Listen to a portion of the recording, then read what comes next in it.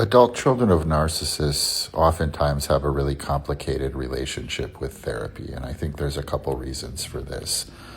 First of all, recovering from narcissistic abuse, a lot of times, is kind of layered. It's about finding the right language to describe our situation, which allows us to find the right feelings to feel and then learn to express them. And then ultimately, it's about finding ourselves, right?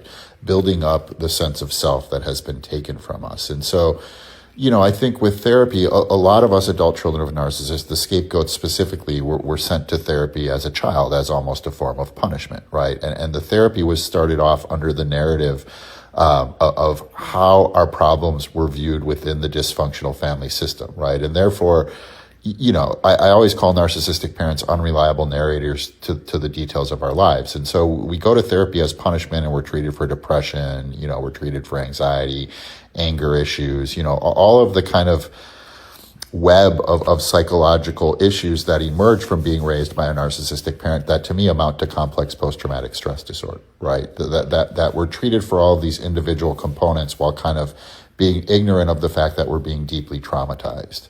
And so we spend years and kind of decades focused on the symptoms without actually addressing the root problem. I mean, for me, it was actually a therapist in the early 2000s that first brought the word narcissism into the conversation. She said, from what you've been describing, it sounds like your dad is a classic narcissist.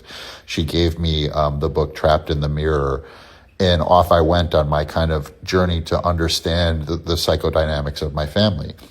But I think, a lot of times what it takes is understanding what it feels like, understanding what's going on internally, because the sum total of narcissistic abuse from a parent to a child is abuse in our consciousness, in the way that it's shaped our sense of self, in a way that it's shaped our relationship to ourselves, in a way that it's shaped our relationship to other people. And so, an hour a week in a therapy session, where you have to build trust and you have to kind of tell your story over and over isn't always going to be effective. And so I've always thought therapy works best in conjunction with other methods. It's kind of like going to rehab, where you're doing all of these things with therapists, but also you're going to AA, and you're healing through shared experience. You're healing through hearing the stories of other people.